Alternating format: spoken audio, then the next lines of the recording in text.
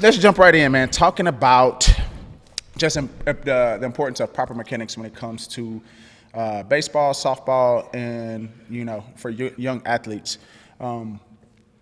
At what age, I guess, because we get kids that start playing t-ball at four. I heard about kids in Dallas. There's this lady talking about kids at 3. I got a call about somebody. Like, my kid's 4. I said, dude, stop. Yeah, man. I said, just find a big bat and just go swing. Right. Yeah. What's that? I go back. Just thought about that video you showed when you was a little kid swinging the bat with that. Yeah. Hey, that's what you need. That's though. the That's thing to do, man. Right. Get a big bat and just swing it. And swing it. So, at what age though should we start as coaches or even as parents, right? Stressing. And I don't want to use the word stressing, right? But just implementing proper mechanics, whether it be, let's just go with hitting, right? At what age should we start with, proper mechanics for hitting? The lowest I've ever gone is 6, but I'm always big on vetting the kid out. So I'll always give a disclaimer to the parent. I'm like, first of all, does your kid love baseball? Can he pay attention? Yep.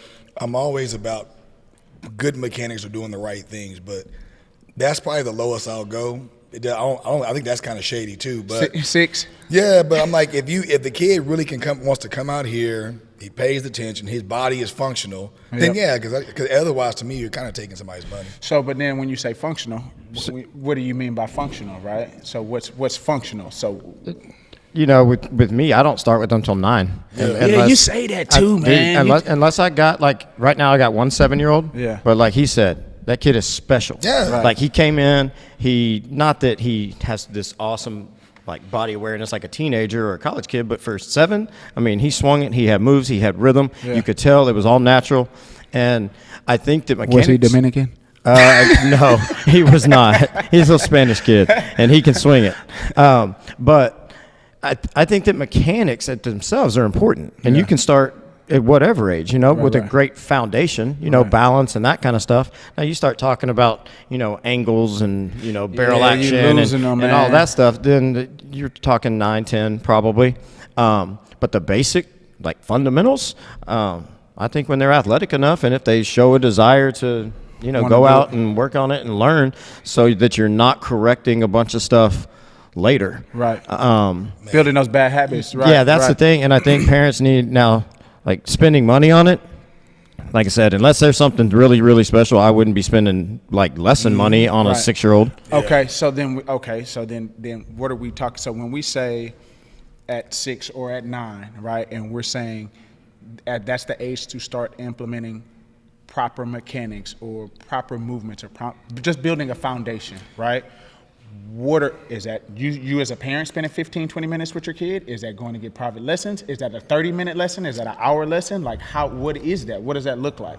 That's a tough one for each parent, or even just anybody. But I will say this: the one thing I do notice, at those ages, 6, 7, 8, I think that's really important to implement something that looks mechanically correct. Because I find that the swing is a natural thing.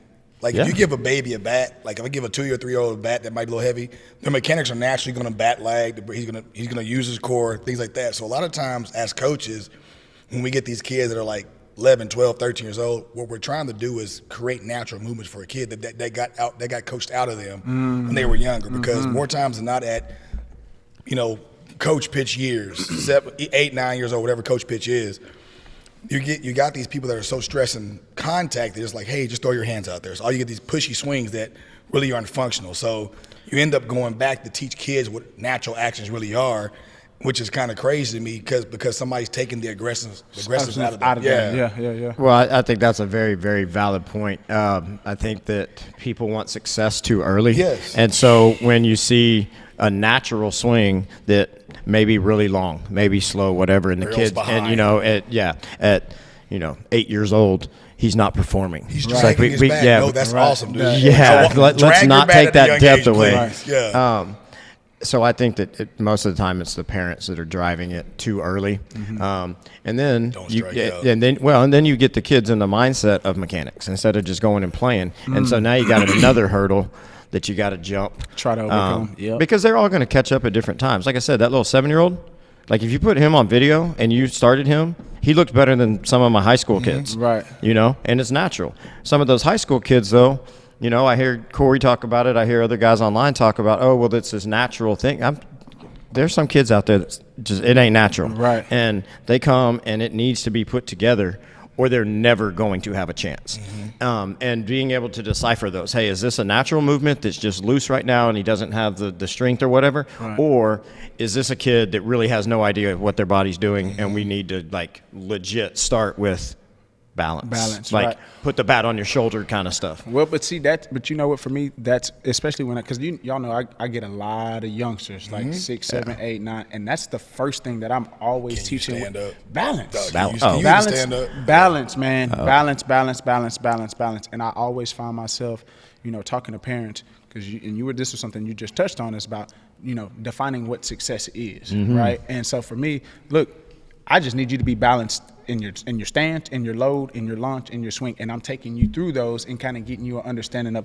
Again, this is more like my 7, 8, and 9-year-olds. Yeah. 6-year-olds, and again, it just depends on the 6-year-old. I'm just trying to get. That's my only thing. Just can you stand up and swing a bat without falling over? Well, You know what I mean? The reason that I don't go that young is I can't wrap my brain around the price and getting your money's worth. Like that's my thing. Like I feel like I would be taking money if I have a 6-year-old, again, unless they are just different. Out, yeah. They're at home and they're practicing. They have understanding. They have some sort of attention span. Why would you come and pay $100, $110, $120 an hour for something that the kid's going to forget the moment he walks out the door and he's not going to work on it again? So now then, I guess I have two questions. So the first part of it is, so let's say you do get a 6-year-old, right? And correct me if I'm wrong on this. When you say a parent, or you don't feel that a parent should be spending that, is that because the work that's required outside? 1,000. Okay. Yeah. Okay. So And some parents may say, and I've had parents be like, well, I just want them to get the information. Like I'm going to video it or whatever, and I'm going to get it. And I'm okay. Right. Like I understand if you're willing to pay that for the information, but not you. It ain't you. Not me, and Right, it goes right. against what I feel like you're getting your money's worth or not. Like how do you guys? So this is when we talk about mechanics and start trying to build swings from like younger kids, whatever. I find myself having to explain to the parent, like, hey, look, I'm more worried about the swings that they take, the way that they swing the bat with the intent versus the result. Right. Because at these young ages, when you start dealing with like coach pitch, or even just regular pitch, because like once they go from coach pitch, It's kid pitch after that. Yeah. kid pitch, then like all of a sudden, kind of all hell breaks loose sometimes because you're not getting strikes and things like that. So Yeah. it's like, well, my kid can't hit. No, they can't. They're not throwing strikes. Right. Yeah. And it's right. like you have to explain, like, for you parents that are listening, like, understand, like, we're really focusing more on the swings you guys are taking, because I'm not really worried about your 9 or 10-year-old posting videos on Facebook. For not more times than not. I want to see when you get on the big field, does your swing play at the big field? Right. Because that's when it's important. Man, so and it's crazy that you say that, and that's not even a word I use, but that's the first thing that came to my mind. But I see like 11 and 12 and 13-year-olds afraid to swing the bat. No, don't even go there, though. Like afraid to Not swing right the bat. You know what I mean? Like afraid to swing the bat, man. You're gonna get Cory on it. I'm trying to be good today, but I'm man. serious though, man. I'm serious. I have some. Like I tell my 6 and 7, 8, 9-year-olds, hey, swing. I don't care if you swing and miss. But people got to understand where that comes from. That's another one of those things. Like, why can't my kid hit in games? It's because your kid 'Cause he's doesn't doing have this. a swing they can trust. Or he's looking back after every swing. And when that too. But if you don't have a fundamentally sound swing Foundation. as you get older, again, when you're 7, 8, 9 playing, coach's pitch where they're trying to throw it down the middle. Right, so you can hit it. Yeah. You can get away Put your with it. bat out, dog. Right.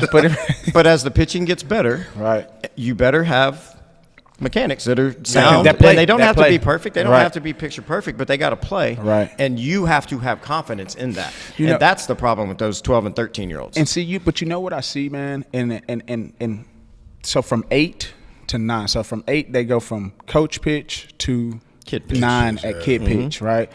And at 8 it's two things. And you touched on this once before when the coaches are like, oh, the lob. yeah, The lob from the lob, 6'4". Yeah. man. And the kids The 6'4" lob. Like, dog, get on your knees. Just get on your knees and throw the pitch, man. Right. Just wear one. Right. And so, but the man, for real, like, bro, No, for just them, wear it, you know what I'm dog. saying? Just wear For it, them, man. like, man, for them. But I see at 8, the confidence is there. Like they're swinging it, they're swinging hard, they're having success. And then as soon as they go to kid pitch where somebody's not trying to throw it so they can hit it, controlled environments. Man. So it's like, how do we, because it's something too that I sometimes struggle with some of my hitters, is like getting them to have that same confidence success when they're going from coach pitch to kid pitch. Yeah. You know, how do we get that? Like, how do we convert them That to could be the compete thing, though. Like understanding that you guys are actually playing against somebody trying to beat you. Right. So just a mindset got to change. A lot of that's mindset, because there's guys that go out there. Like I actually posted somebody the other day. He's a 9-year-old kid, hit a bomb dead center, which is nasty. It's ridiculous. But his mentality is ridiculous. Right. Like his mentality is, I'm about to beat all these guys. I don't want to be like him. Right. But he used to be that kid that wouldn't swing. Fear. And I think I may have told you this before, but like we were in the cage one day. I'm like, hey man, get in your hip. And I'm like, you can do all these things. This is nice, dude. You're freaking 9 years old. Right. And I'm like, well, what's wrong? He goes, well, I just don't want to make a mistake. And I said, so I told him. Like that, but I just told him straight up. I go, so who's your favorite guy? He goes, Nico, my cousin. I go, well, what would Nico do? And he's like, he would do this. I said, well, just be Nico. So in his mind, he wants to be that guy. But that's his cue, though. So dude, he's Nico. leg kicking. I'm talking about he's Manny Ramirez right now, but because his mentality now is, hold up, I want to go out here and be good and do awesome stuff. Exactly. He's not just out there in uniform. Right. I'm going to read a comment somebody read on the Instagram live. Somebody wrote, it says, some coaches coach kids to walk. He goes, I was taught by my Dominican coach I had to hit my way off the island. Yeah, that got smart, bro. That's just a different mindset. That's a different mentality. Like, you but know what I mean? That goes back to what we're saying. Like, you get the aggressiveness coached out of you, because at the end of the day, man, a lot of times it becomes parents against parents coaching. Like, what you mean? Speak on that. So, I got on my boy the other day, man. Like your personal son? No. That would never happen. No. One of my boys he was coaching. I'm like, dude, I go, why do you care so much, man? I'm like, the kids are the kids. Like, you're worried about wins. These kids are 10, 11 years old. I'm like, who cares if you beat that coach? It's not about you guys, but a lot of times it is. Like, you see coaches really going against each other. Like, I want to beat this team. I got to beat this team. I'm like, no. Like, is your kid good? Yeah. But are we getting better? Yeah, it becomes that, developing? and it's like that's kind of the deciding factor of why most kids they do struggle, because it's like, well, you know, when they come back, well, we didn't win this weekend. Like, so your kid's 9 to 10 years old, right? Like, you're not supposed to win. Sometimes that adversity might make you better. But, it does, exactly. But they're not taught how to truly compete. It's like you're out there winning games, like you said, like they're out there walking, right? Yeah. Like you got kids. A kid told me today in the cage, actually, one of his friends, his dad tells him to get on the plate so he can get hit and he can walk. I'm like, no, go hit the ball. I'm like, I don't care if you win these games. Like, it drives me nuts when I'm like, I ask a kid how good they did this weekend. Like, oh, we won. I'm like, I don't care about your team. I don't care about your team. Bro, How did you two? But you know what? And I have a lot of those conversations. Man. But see, generally when I have that conversation about when they say, well, we did good. I'm like, well, how'd you do? They probably did. For me, they did bad that weekend. Yeah. Like we did good. Their bad is like, oh, I didn't get a hit. And I'm like, okay, but did you have a quality at bat? How did you have a quality at bat? Did you feel good swinging, man? What was your right. Was the pitcher throwing strikes? Oh, he wasn't. Well, that's tough, man, because you're not gonna get now. You're hit. in take mode, right? And like a lot of the kids, there's not a lot of information for a lot of these kids, even at the high school level, because sometimes I'll get in conversations because we got a few pro guys like that coach that replace a pro ball that coach. We'll start talking about hitting and approaches. Somebody get shot outside or what? but like we'll be talking about approaches and stuff. And we were just talking about something. I was like, well, yeah, when I face lefties, I hit off planes, and the kids were like, what the heck are you talking about? I was like, what's wrong with you guys? But I'm like, they don't have a lot of information just about how to hit, what to look for. So, like a lot of you guys, they're not really learning anything from where they're at in the first place on how to hit. They got good mechanics, but knowing how to hit is two different things too. Swinging and hitting is two different things. Swinging and hitting, totally. Yeah.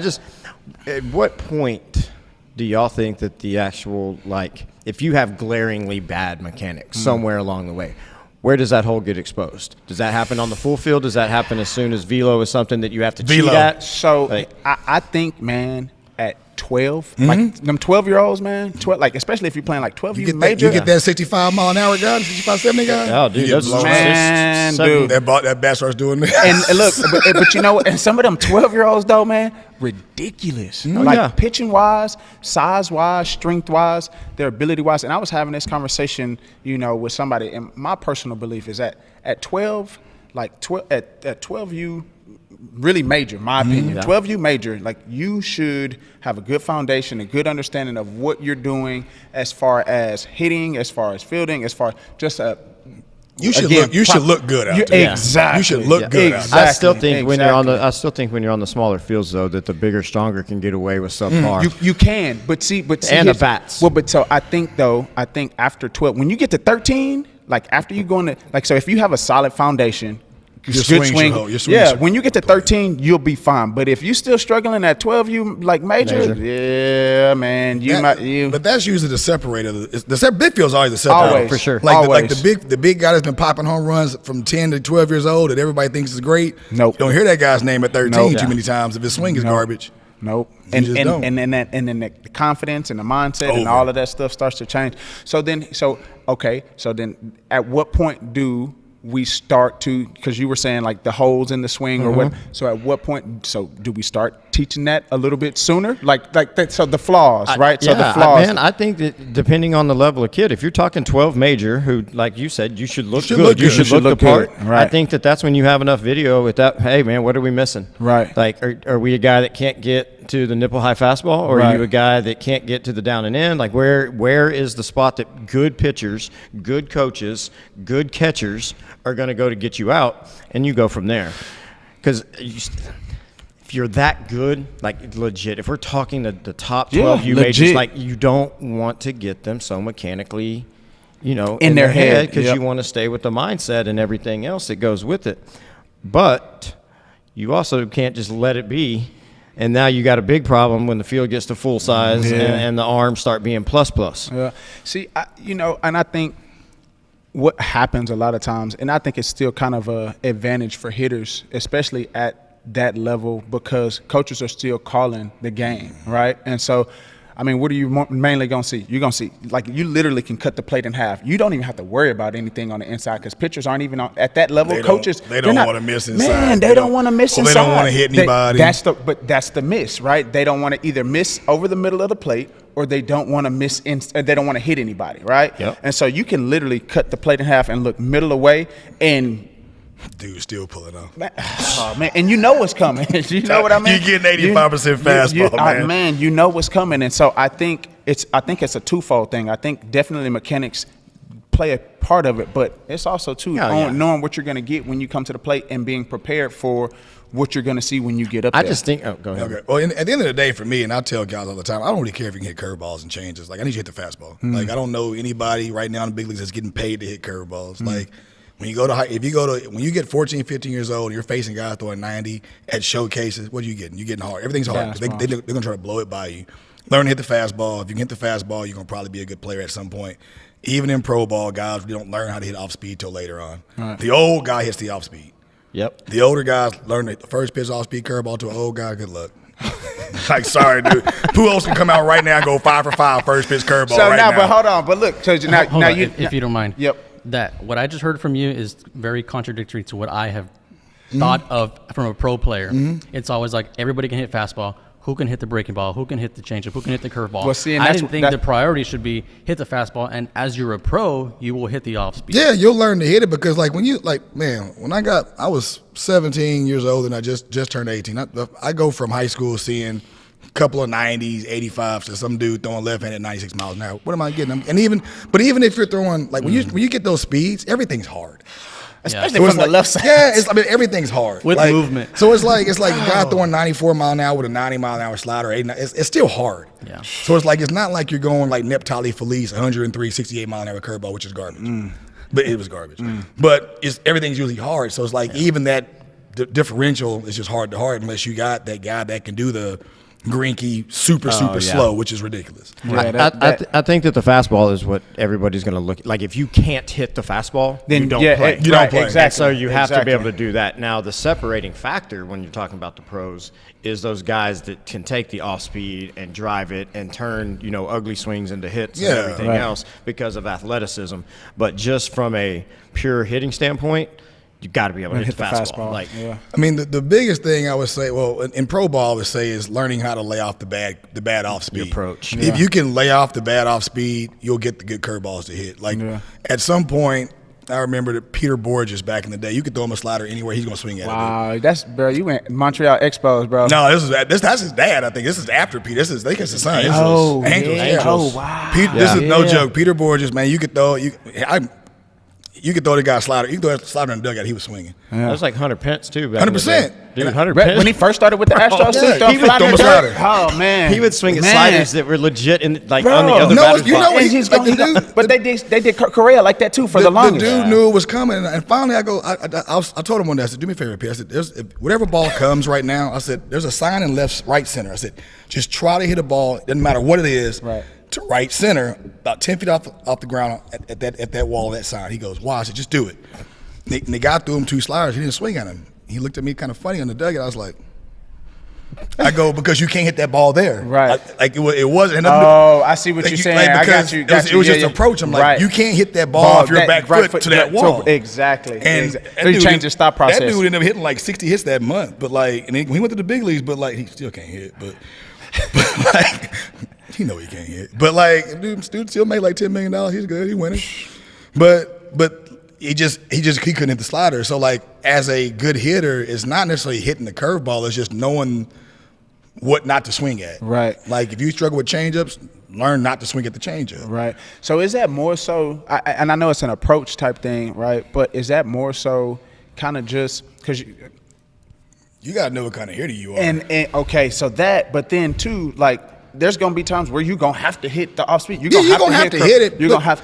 But you'll learn the runs to hit. Like after a while, like and one thing I'll say even with the younger kids, man, like, and this is when it comes to like practice approach to me. Like when I know that when me and Scott would coach together in the past, everything we did was game situation. It was Right. never like just come out and take batting practice.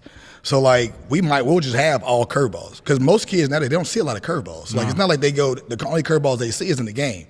I highlight the curveball machine all you the have to. time Yeah. to my guys. I'm And like, you want to work on your that's the timing, best you want to way. work on your Right. recognition, you want to work on your balance, go get on a curveball machine and take 50 swings. That's the best way. And just track them. Even if you don't swing, Yeah. just like learn to see Yeah. the See the curveball. That ball, way you see right. that thing do like this. It's a curveball. Exactly. You learn to see it, then you learn how to hit it. But like majority of teams, whether they don't have time to do it or not, like most guys are just out there throwing batting practice and guys are hitting. Right. So it's just practicing hitting BP fastballs. Then the game comes and this guy's throwing 60 miles an hour with a curveball. And you mad at them because y'all Yeah, they I can't hit hit it. a curveball. Y'all- Like, we haven't y'all never seen practiced. one. Right, exactly. Because I They know never when you worked grew on up it. back in the day and you grew up like if you play outside in the neighborhood. Oh, I'm throwing curveballs well, out you there. had tennis balls, wiffle balls. I hit balls you can't. Wiffle balls be doing this.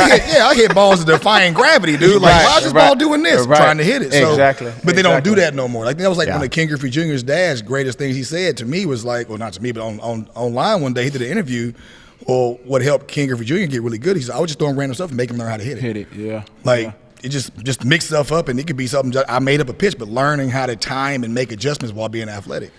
So then when we talking about, yeah, got to hit the fastball, but then also to understanding or when to, I guess two sides, knowing what type of hitter you are, knowing your strengths and weaknesses, right?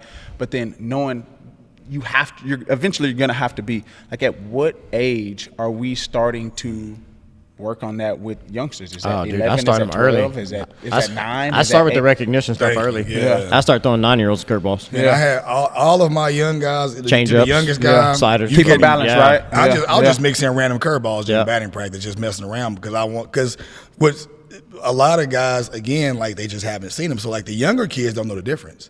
They're just timing stuff. Yeah. Right. So I'll throw something like, "What was that?" And they question. Yeah. I'm like, "It's a curveball." They're like, "Oh, I never seen one." I'm like, "Yeah, but because you didn't know anybody, you weren't scared yet." Right. You haven't- didn't haven't know learned- that was you a- you haven't didn't know that learned- was a thing. Right, You haven't yeah. learned to be scared. Right, Yet. right, So like right. if you start them out young and start mixing up stuff, and that's why I say like again, one of the biggest downfalls in our sport now is that there's not much pickup ball. Yeah. So like Just being like just playing outside. yeah, the just art general, of guys getting together, playing home run derby, having curveball. Like we go play like today. Me and my boys would go out there and play home run derby, and we'll say it's all curveballs today. Bro, all day. Or Till the you streetlights got to come on. hit Yeah. right-handed today. Yeah. It's just crazy stuff. We're submarine pitching today, Right. and that way you just learn how to hit all types of stuff. Today we're playing with the yellow bat, the red bat, a wooden bat. It didn't matter. But there's just not much of that, and then the competitive nature of the game is kind of gone because the only time you compete is on Saturday, Sunday. Right. Well, and I think that the environment. Is there a question over there? Oh. Okay. I think like getting back kind of to the mechanical thing, I think the environment, especially online, you see highlight swings and you see drills. I think there's more and more now people out there talking about the mental side of it, have flow, don't coach it out of them. But the majority, especially what the kids are seeing, because they're not taking the information in and really doing any background research on it or whatever. They're just seeing drill. Right. And so when they go and they do their work, instead of going and playing wiffle ball with 8 of your buddies or whatever, they're in there by themselves trying to make something look perfect. Right. And, good this way. And so I think that it's while the mechanics are important, I think that they are worked on far too much compared to just be an athlete, go have fun, the 90s. Learn to make adjustments. Well, the 90s. So then how do you get the kid that you've been working with them? Swing is good, swing plays, can hit the fastball, like everything y'all do in here, curveball machine, and he get on the field, and it ain't clicking. Oh well, first. So it depends on the reason, but right. But a lot of times that reason is it's always it's in between. My Right. answer to this is, and I did a post on it the other day. I'd literally, and I'm sure y'all do too, every single day of my life when I wake up and look at my messages, Facebook, Instagram, whatever. Yeah. How come my kid's swing looks great in the cage, but it doesn't translate? I mean, every day, right? Because that car ride home, dog. Oh man, please let them be, man. Yes, I did that too. Relax, I did that. Let them be man. post, but with the answer is always going to be the same from me. If you have a kid that can get in a cage and curveball machine, higher velocity machine, BP from a coach, whatever, even out at practice, if he's hitting off live out at practice, but then they get into a game, you're not testing the swing enough. And that goes back to like what him and Scott do, where everything is game situations. We're not here to feel comfortable in practice. We're here to make this more difficult difficult than the game. Scott used to get on the mat at 12. You just start throwing gas at 12. Straight gas. That's crazy. He look at me. I'm like, what? Like compete, dude. Yeah, and figure it out. I'm like, foul a couple off. Yeah. If you fouled a couple off, you're winning, man. Right. I think that what you're saying, making kids feel uncomfortable. Yeah. I think a lot of coaches, I mean, I'm not in the game as much as you guys are, but making kids feel uncomfortable is probably going to make them look bad in the cage where the parents are going to see them, and they don't want them to see their kids look like that. So they make BP look amazing and then blame the performance on the kids not executing, rather than make the BP so uncomfortable to where it's more like what the game is going to be like. And if a coach is so focused on the money, the next kid. They don't want the kid to struggle in BP, and then that goes to the game. So let me say this. I'll have days where I'll come in and we'll go through, and this is with all of my hitters, where we'll go through our hitting routine, whatever the case it may be. And then when we go to live, I tell them, like, I'm literally finna make you uncomfortable. Yeah, I've seen you do that. Yeah, I'm like, I'm trying to piss you off today. Like, I'm trying to get in your head and piss you off and get you as frustrated as you possibly can. Your job is to stay composed, regardless if you're having success or not. Stay composed. Don't let me win. Right? Thank you. And don't let me win. And so, I say that all the time. And sometimes, they have success, and then sometimes they don't. But if they don't, then that's fine. I come and I talk to them, and then I always try to end with a feel good round. Then sometimes it's like, hey, this your last swing. This you got to live with it, man. One of my homeboys came in here and hit with me, and he said. One of the best things he was like, hey man, sometimes you just got to live with that failure. You know what I mean? There's no do-overs in real life. Sometimes you just got to live with it. That's like the kid that at the end of his round, he pops one up. Can I have another one? Nope. No more. That's in the game, it. Ain't no one more. No, you got to be focused every time. Yep. But I have, we have feel good days when we need it, because you got to have that sometimes. You have to. But my kids know, like, it's time to go to work. Yeah. It may be, and making you uncomfortable doesn't just have to be like when there's an actual pitch coming. Right. Getting your body in uncomfortable things. We talk about the stability with the water bags and that kind of stuff. Being an athlete, like, get uncomfortable in your body. And that's okay. Yeah. And you'll figure it out. Your body and your brain will start to make those adjustments, and you'll get better and you'll get better. And at the end of the day, that's the maturation process. Right. Is, hey, I've been through this. I've gone through this. Like you said, you got to deal with it, Right, right? right. And then how? Do you come back the next day and like, all right, I'm going to get better at this? Or are you still worried, oh, well, coach, struck me out three times yesterday, last whatever time. the Yep. case is. Yep. So then that leads me back, because when you're talking about those water bags or just whatever, putting them in uncomfortable situations, when we're talking about the mechanics of it, right? And when we're working with the hitter, whether it be hitting mechanics, fielding mechanics, whatever,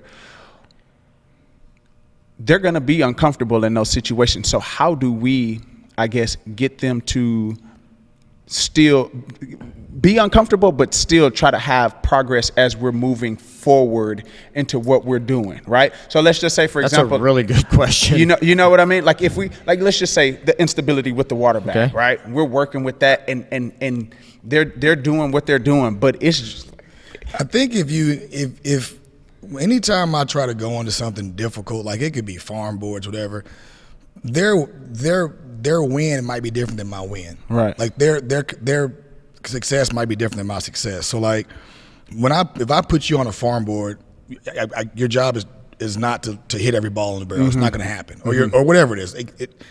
It's can you take the swing? right.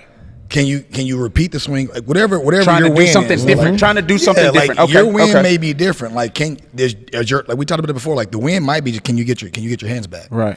Like that's what we're working on. Like you making great contact is not the result. It's not what I need, because like if I'm throwing you guys back foot sliders, like sometimes you need to miss that pitch anyway. Like I had to explain that to a kid today. I was like, I'm not supposed to hit that one. Right. every pitch is not good for you to hit. Like sometimes taking strike one is awesome, dude. Yeah. That's Yeah. information you Yep. get. So like taking strike one is a good idea. Am I too close, Doug? What? Like, so it's like Right, yeah, 'cause Tony you adjusted us, right? Tony over at DJing my mic. But like a lot of times taking that strike one is what you need. Like I don't want to put that ball in play. Like a lot of times as parents, you miss a pitch and all of a sudden you shouldn't don't swing it there. You shouldn't have missed that pitch. Like, no, that's a good pitch Pitch to miss, right. Like every strike is not a good strike to Right. swing at. All these little things. And so like even with parents, I have to talk a lot about like sometimes your kid needs to suck, man. Yeah. Or be 'Cause- uncomfortable well, with, right, yeah, because like there's kids right now that are going to dominate at 11 years old, 12 years old. They're going to get that big field, and they're going to have struggles because the speed slows up, the distance slows up. Then the parents going to blame me or you, and it's like, no, like he needs that, because if he wants to actually really be good, Gotta have that struggle, man. you're going to take over got- 30. yeah, How do you get out of it? I watch Man. Mike Trout take over 35. Hey, man, like and it look, happens. Because I I got a kids that, so, and this is one of the hardest jumps that I've talked to parents about. Like they're 12.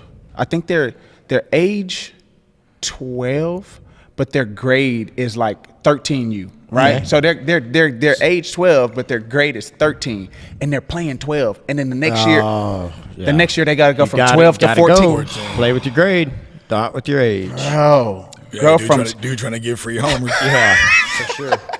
And I'm like, but that is the hardest jump to try to make, man, because again, the field is going to get bigger, the speed, everything changes, and to be able to try to make that jump. And so that's why I tell them, You think the biggest jump is 12 to 13? No, 12 to 14, trying to go from for 12 sure. to 14. Okay, That's yeah, a yeah, okay. huge Oh, yeah, jump, yeah, yeah. right? That's, Yeah. but no.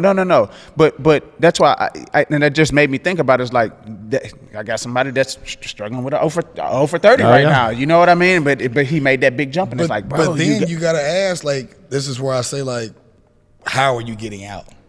You know what I mean? Yeah, Like, are you yeah. barreling balls up? Are you like, you got, if you're out there lining balls everywhere you're making out, I mean, I like that. That's cool. I'm good with that. but they I'm don't- good with that. The parent don't like that.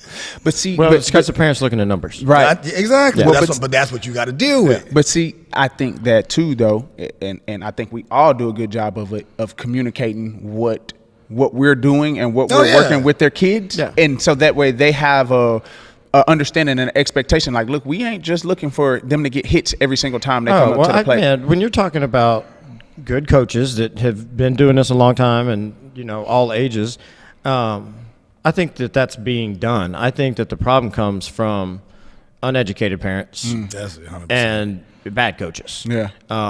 And now it seems like every other day there's somebody new online that's a coach, and they're not going just there today. yeah, I know, trust me. But No, I think that people that are educated, they do. Yeah. You know, they realize that it's not just always about this. It's about, you know, the quality at bats. You know, are we getting better or laying off certain pitches that we shouldn't be swinging at, you know, week to week, and doing those things. But uneducated, super competitive, living vicariously through their kid, they're going to go, oh, what's their batting average? Yeah. What's their, you know, slugging percentage? What is that? Like this And dude it's just like, hit 17 balls to the shortstop hole for hits. Like that's gonna yeah, work. It's not gonna work and, after a and while. instead man. of that, well, He the beat kid, him, the yeah. kid, the kid that does that and is hitting 600 with, you know, rollovers through the 5-hole, and then there's a kid hitting 150 who's Laser laser beam, line yeah, drives exactly. to right. playing and the guy- target practice center fielder all day. Like I want that guy. Yeah, No, I don't want that guy rolling the balls over the shortstop. I got yeah. a guy on Instagram saying, "Do any of you guys coach kids on your own team, and do you think it's possible to give your actual kids the necessary reps while investing in your team too?" Can I take that one? Yeah, that's I all don't. you. I have a Bruh, 10-year-old daughter so- that doesn't play. It is. I think it can be done. I think that as a parent, if you're a dad that's coaching your son, you gotta lay off your son, man. You cannot just ride him, and then like not ride everybody else. You gotta hold everybody to the same standard that you're holding your son to, or vice versa. Because I think that, you know, and I kind of had this conversation, you got to have both. It has to be time where you're coach, and then there has to be time when you're dad too. Now, I'm not a dad, but I have been talking to dads a lot about this. It's like, man, look, yes, I see what you see in your kid. I see that potential. I see that, you know, that special that you see. But big dog, it's gonna take time. It's not finna just happen overnight. And a lot of times when I'm having these conversations, it's with parents that are kids are 8, 9, and 10. Oh, yeah. That are, and it's Yeah. like, hey, they're special, they're good, but let's slow down. We got to take this step by step. Was that more like at practice, like getting your kid? Did you read it that way? Was Yeah, that I phrase read, like I read at it word practice? for word. No, it just said, do any of you guys have kids that you coach, and is it fair to the rest of the team for you to give like enough attention to your kid versus the whole team? Like, I guess it's just in general coaching your own kid on your own team. How Yeah. do you separate the attention? it's doable, but it's hard. Well, I think, yeah, but I think as far as like the reps go, I think if you have a Reps well, are- yeah, I'm if making you the have a same well-designed practice, it shouldn't matter whose kid it is. Right. Like now, take your kid when Now, if you- everybody's going home. You better get that kid in the cage and go do what you got to do. Yeah, or if you, Yeah. I mean, or if there's special treatment you a week or today, we you're gotta go. ignoring too much.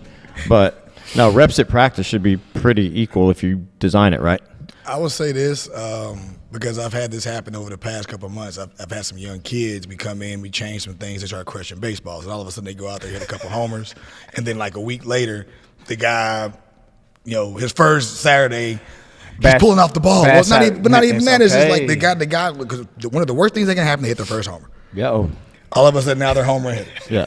And I'm like, and I'll tell him all the time, hit a homer. I said, next week might not be good. Right. Trying to prepare him I'm like, for I'll that. tell him straight Yeah. up, I'm like, dog, hit the ball over the right fielder's head. Right. Think there. But like it happened. I'll use for example, it happened the other day, and I'm like, I go, dude, the kid's 11 years old, man. Yeah. I said, we're not polishing swings Right, now. I right. said, like, he may not even be doing what he's doing right now in 3 years. I said, he might look up and be like, oh, I like Justin Turner. Might try this. We might figure this out. I said, but you got to go with the ups and downs. Sometimes the pitcher might not be good. Sometimes it's like, but like as soon as they have like a tough, maybe not even a tough weekend, but like one bad game, he struck out twice. Like that's realistic. Yeah, that's part of it.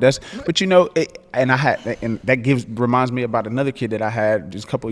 He's still with me, but last year, I'm talking about just barreling everything. Not a home run guy, not a big guy, but just constantly just line. And he come back to the cage every week, just cheesing hard. Yeah. And I'm like, bro, that failure's coming. Like I'm not trying to. It's just realistic, I'm not man. like, and I'm not trying to bring you down. Like understand, as your coach, I'm always gonna be real with you. Like Well, those that failure's coming, big dog. those are the ones that you got to get in the cage and make them look silly sometimes. Yeah, You know, yeah, they're yeah. just rolling in. Yeah. You know, and I Right. want Knock you to them be down, huh? confident, and I Right, want you right, to have right. a good time, and I'm happy to see you smiling and whatnot.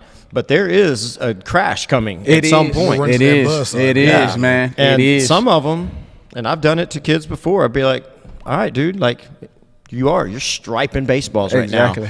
What pitches you hitting? 60-mile-an-hour fastball. Yeah. All right. Supposed to. Well, hey, let's see what it is when I sit Crank here it up. 15 feet away from you and Yep. make it look like 80. Man, You know, and so that's just bringing back to bring him down. back to reality just a little bit.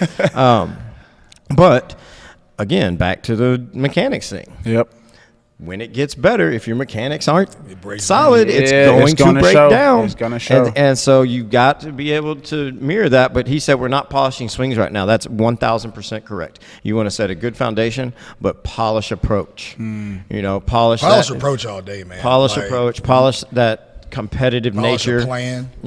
So when y'all say polish approach, right? Why are y'all stressing approach over the swing? Because a lot of times your swing gonna suck anyway, and you got to figure out how to hit.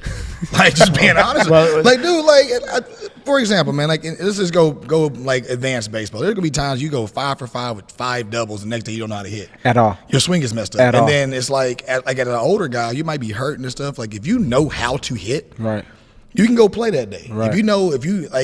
You can give yourself a couple of cues. Like, if you know how to be on time, you can probably hit a little bit. You might not look great that day, Right. but you can go out there and throw some things out, catch a walk, Have some take success. that It's one just for three. it's just like pitchers being able to compete when they don't have their A game. Right. Go right. 5 or 6 innings, man. Give up 2 runs, but you're still in there. You battling figuring the it out. whole You game, figuring man. it out. You Load know. the bases up Well, 3 or 4 and the times. Man, bro, and got out of it. Yeah. And got out of it. And the reason I talk about approach so much with my younger ones is because if you swing at good pitches, the swing looks better. yeah. Well, but you know what? But that I stress that If you, so swing, much. if you man. swing at a pitch that's in the dirt and it looks- outside, it it's looks going to look bad. bad on Yeah. film. That ball's in the But if you dugout, swing too. at one that's belly button high, right down the middle, hanging breaking ball, Barrel. it's going to look Yep. good. And so sometimes it's the overthinking of that. Like he said, I went 0 for 4. I got to change my swing.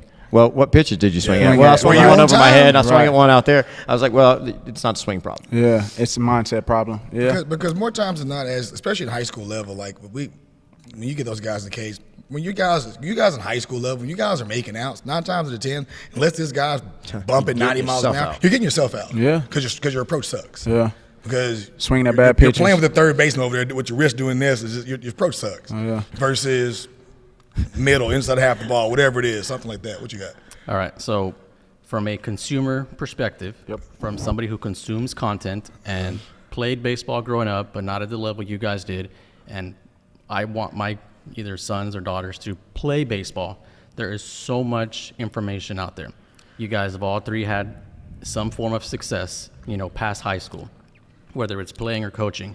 You guys have coached kids to the next level, but your methods are all different. There are some similarities, right? But I've filmed Cory, I have filmed Blaine, and I'm watching, I'm listening, and I'm editing, and there's different methods, right? Does it depend on the kid? Is there like a fundamental base you go off of and then tweak per player? Like, there's just so much, you just talked about it right now. There's new coaches every day teaching new swings, tuck the elbow, keep it high. And what do you right? listen to as a parent?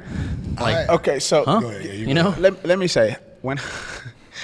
So it's funny that you say there's so many new coaches because bro, every time I get on Instagram, it's a new coach. And listen, I'm not knocking no new coaches, bro. Like I don't. I'm all for. Why you looking at me, Doug? I'm all for like I don't think there's any necessarily like any new There's nothing new, information. man. I don't think there's not much new information, but I think that well here's what I see, man. I see some of the same stuff just regurgitated over and over and over again. Not hating, not knocking anybody, but as a coach, man, for me, right, similarities, but my thought process and my approach to how I develop a kid is going to be different from his, and it's going to be different from his. Now, but when we talk about it, A lot of stuff the same. we're going to have similarities in what we're doing. You know what I mean? And so I think it has to be understanding who's right there in front of you, right? That's it. Understanding who's in front of you, understanding how you need to communicate. Because some of the stuff you do, like I think there's something that you told me is like you asked, how do you learn? Like you learn by seeing, like you want me to put my hands on. So I incorporate that in what I'm doing. Like, and then too, I'm figuring out how they learn, and then so from there, then taking my knowledge and information and apply it to them. But man, coaches, just be unique and be genuine about who you are, man. I appreciate the perspective, but that's very helpful for coaches. Okay, but from a parent consumer perspective, I don't know who to listen to. Gotcha. Right, because I can listen to a pro, and what works for Cory might not work for a 12-year-old, right? And I know you don't teach every 12-year-old how to swing like a pro. I understand that part. I think a lot of things is going to be trial and error, man. because like it's like different than because there's gonna be As a parent. you might go through a couple of hitting coaches before you find a guy that, because you might have a guy that might be the best little hitting coach in the world but can't connect to your kid. Yeah. So it's just a lot of times it's just trial and error. I'm not saying go try it everybody, because at the end of the day, wherever your kid's getting the best development from, it could be a guy that's never even played baseball but got your kid hitting. I would just, a lot of times, just trial and error. But like, again, you can vet out guys, obviously asking other parents, watching other kids hit and play. Like if they look like a big league or something, they might be doing their job. But what kids are out there that you're seeing that may be going to a guy that has a good approach, has a solid swing, knows how to be on time, has confidence? Those are kind of telltale, especially with confidence. Those are kind of telltale signs that guy may have a clue. Now you have to also assess your kid. Is my kid scary? Is my kid this? Does my kid move? Is he athletic? Is that kid that I'm looking at right there more athletic than my kid? Is his mindset different? This kid might be a freaking monster out there, and your kid might be that dude. He might be Daniel LaRusso until he turns into a real Karate Kid. You got to, you know what I'm saying? The swing's the swing. Yeah. I mean, it really, at the end of the day, the swing is the swing. If you load on time and you can control the back leg, you can keep your head still once your front foot hits, you can get on plane and you're on time, right? That's what it is. There's only two, for me, there's only two, way off, methods that are out there. You have, the snap the barrel depth, swing off the rear leg, and then you have get centered, scissor move, whatever it is, pull from the core instead of tilting the shoulders. Those are the two. But if you look at, and I've done a post on this, people would say that I'm kind of a hybrid, I guess, with that. I teach some kids to get back here. I teach some kids more direct. If you look at video from HLP hitters. What is HLP? It's a high-level pattern. It's just the name of the thing that Richard Sneck did. That's okay. So thank you. So if you look at HLP guys, right, and then you look at other players, once the swing starts, it's the swing. thing. So, but what is? I guess I'm still confused on what is high-level pattern. It's just what he came up with. It's just, Is it just movement mechanics? Movement? Yeah, it's the whole movement pattern. It's the sequence of the tilt swing. And snap is going to turn the back hip and whatever. His claim to fame for Aaron Judge is what he called. That's just what he named. Teacher man or whatever. Yeah, that's what I'm saying. And the thing about hitting, like you said, there's nothing new, man. No. People give these terminologies, and it's like scissoring's been happening. Roberto Clemente might have the biggest scissor I've ever seen. Dude, Hank Aaron's scissor kick. Mickey Mantle. Jim Edmonds scissor kick. There's video of Babe Ruth scissoring, spinning around in a circle. These are all. That's my age, bro. Jim Edmonds. But these are all real moves that happen now. But everything isn't for everybody. Right. Certain body types move the way certain body types move. So if you have certain guys who are built the same, a lot of times their body types are gonna move the same. Yeah. If you can see those types of things, but I will say guys that can kind of hybrid themselves around the game and know a little bit about a lot usually do a lot better than guys just teach one thing. Oh, for sure. That's the guys that teach one thing tend to tear people up, man. If I was a parent, that's what I would look for. I would look for somebody that every single hitter doesn't look exactly the same. That can teach you how to hit. Yes, teach you how to hit, not I'm going to teach you this swing. Yeah, but how's a parent, let's say, who didn't play, supposed to know, he's teaching my kid how to put the ball in play rather than. But that's what I'm saying. Well, you'd have to. You're going to have to call, and you're going to have. And you're going to have to do a little research. You're going to have to reach out. You're going to have to ask those questions. If you're looking at just online, that's what I would do. If I were a parent and I was looking for a hitting coach, I would go and look. Number one, reputable, right? You get online, you Google it, you find out. In my case, how many players have been signed for college, right? If you're an older kid, how many guys have been drafted, or whatever the case is, and start with the results. But from just how do you know which coach to go to because of the swing that they teach? That's hard, man. Yeah, I can't go. I don't like that. I don't like. I'll just be honest. I don't like guys that just teach the same thing over and over. Well, you can't because everybody's different. You know what I'm saying? There's certain guys that can really move that you're taking away some of their athleticism. Right? I know some guys that. And there's some kids that try to move and they can't. That you gotta you gotta bring back down. Some of those bigger kids, you're gonna be more stagnant than it's just not everybody can hand pump, but some people just teach everybody to hand pump. Yeah, I've seen quite a bit of your lessons, and you always kind of give a disclaimer. It don't work for everybody. Doesn't work for If everybody, it works for man. you, Yeah. do it. Right, Right. And you say, oh, this used to work for me, or not. It doesn't work for everybody, Yeah. right? Because there's no perfect one Nah. way. But I think too, man, the most important thing too, though, man, is that coach's ability to connect with that kid. Yeah. It don't matter what the hell we know unless they know that we care about helping them, right? Because Right. that's the biggest thing, right? Helping them. Trust. You know what? Trust. You know, and then two, you know, being able to connect and apply and communicate the right information to the person that's in front. But the first thing first, man, you got to build a relationship. Like Right. you have to build because a relationship not with every the kids, man. kid, or almost not every kid, is going to make it to the next level. You good, bro. Right. So if you find a coach that makes the kid enjoy the game, that might be good enough, because not everybody is coaching the next Aaron Judge or the next Hall of Famer. Well, but- Their parent just wants to put their kid in the sport just to enjoy it. He might not even play past high school. I just want him to enjoy it. Find that coach that gives that. Yeah, I mean, I mean, with the world online now, I mean, you can catch a vibe. Yeah. Like you can Yeah. catch a vibe of what somebody's about. Yeah. You know, somebody gets on mine and goes and looks at some comments, they're going to know that I'm pretty sarcastic Right, and blunt. right, You know, right. if your kid ain't going to deal with sarcastic and blunt, Maybe that ain't the Probably guy not. from you. I mean, Right. you said the swing is the swing, right? There's very basic fundamentals to the swing. You can teach like, maybe a couple different aspects to it, but somebody who posts content daily, you yourself get a lot of hate for your methods and your tactics, and you just got to stay true to. I mean, look, you're producing kids that go to college, Yeah. right? You're He producing just kids gets to the hate next from level. dudes that play maybe higher than him because they ain't got shit else better to do. I mean, that's really, fair. That's it. I'm just telling And you. I I know literally how had it to tell is. him this all the time, bro. Like all the time. But and it's just gone. Like they don't got nothing to You do. got dudes that They don't play got when nothing I to do. played that know everything but don't have coaching jobs, and there's a reason why. Well, but a lot of times it goes back to they can't build relationships with people, man, and help them get the information that they have in their head.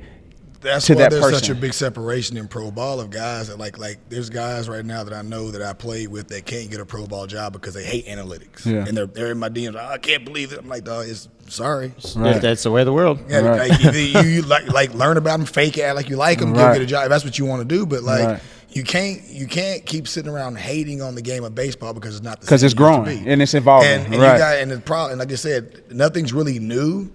But you're repackaging, rebranding, doing all these things for whether it could be certain tools and things like that to make things look, more shiny. But it's all the same. Yeah. Like all the swings look the same. Only thing I would say that I don't like in baseball right now is everybody's too robotic. That's Yeah, one thing I don't like. and like I said, going back on the topic, and I'm looking up at the clock. I gotta laugh at us. We were sitting here thinking, Bruh. "Hey, are we gonna make it 30 minutes?"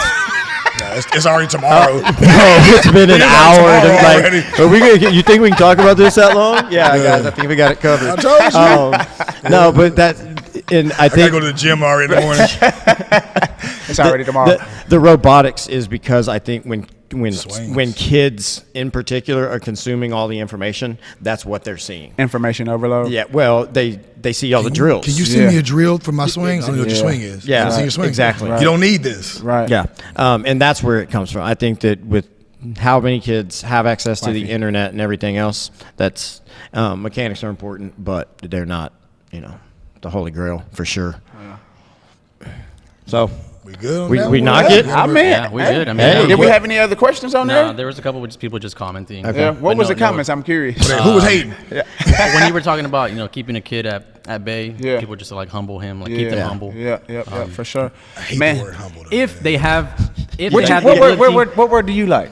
I'm curious. I want to know. Keep it real. Because humble, when Check 'em. If the real definition of humble is putting everything above you.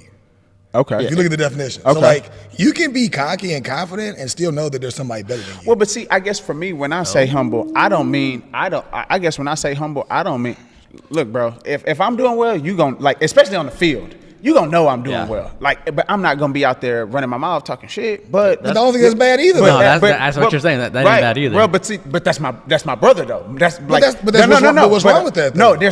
for me, there's nothing wrong with that. There's absolutely nothing wrong with that. I guess what I'm saying is, when I'm talking about a kid specifically, I just want you to, bro, you on a high right now. You We know just what I'm saying? understand reality. You're on. Corey just didn't like the word choice. No, I just like I just hate the word because there's so many kids right now that are like, well, I just don't know if I'm good. Are you good? Who's the best person on your team? I don't know. Yeah. About me. Right, right, right. Like with you. confidence. Yeah, like with that's- confidence. I just don't like the word because it's just not. It's not sexy, man. We good? So Yeah. Okay. Good. That was all the questions. hey, knocked it Another out. episode, man. Done bun, man. Well, until next week. See y'all. Holla at y'all, man. Let's go.